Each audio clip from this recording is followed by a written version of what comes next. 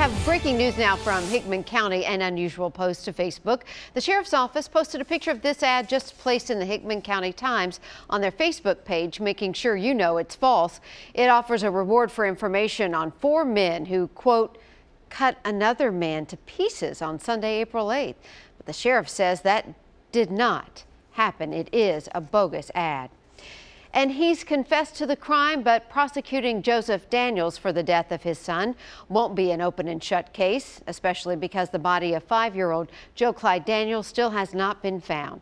News Channel 5 spoke to attorney Jim Todd, who, like many of us, is following this case closely. While there isn't a body, Todd says there could be other evidence, perhaps blood from the scene or witness testimony. There's also the confession. Reports show Daniels admitted he beat his son to death and hid his body. But Daniels' father now believes prosecutors coerced the confession, so there's a chance he could recant and insist he's innocent. So the jury's going to hear this statement, and they're going to see, and they're going to be able to determine on their own whether or not he was coerced and whether or not he voluntarily gave this confession or not. But that is only if the case goes to trial, and that's a long way off. Next up, a preliminary hearing for both parents on June 1st. Joe Clyde's mother, Crystal Daniels, is charged with aggravated child neglect.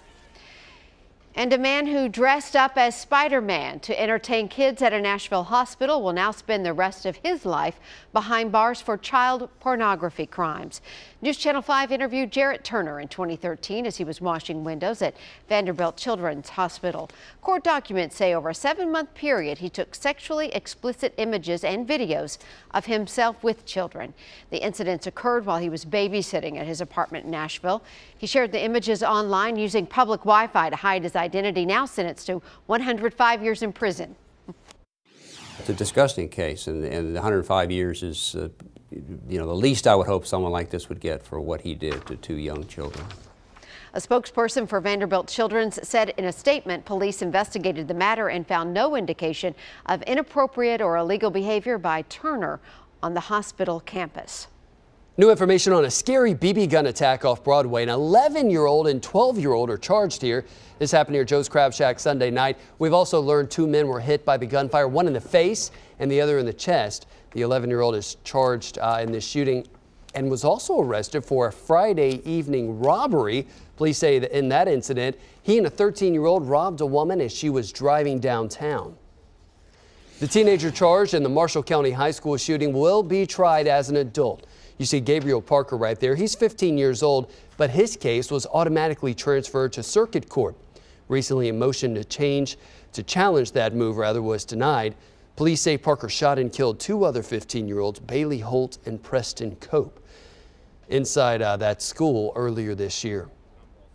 The Metro School Board has voted to cut a program meant to help kids struggling with reading to get back up to grade level. And of course, the board approved next year's school budget at a meeting last night. Superintendent Sean Joseph said the reading recovery program was underperforming. More than 80 specialized teaching positions will be repurposed as teachers in kindergarten, 1st and 2nd grades. School board members critical of the superintendent say the move was, quote, vindictive and made only because some members have called for an investigation into spending. Dr. Joseph showed his true colors tonight. This is a vindictive move because I called for the audit. He knows that reading recovery is near and dear to my heart. It has been my life's work, and this is his vindication.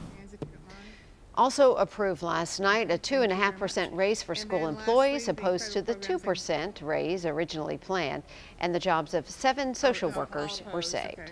All right, it's tax day. Hopefully you've already filed your return. If not, you have to postmark it or e-file it today. Now you're probably wondering when you'll get your refund. That's the big question. A lot of people want to know. The turnaround time is actually pretty fast if you get a refund.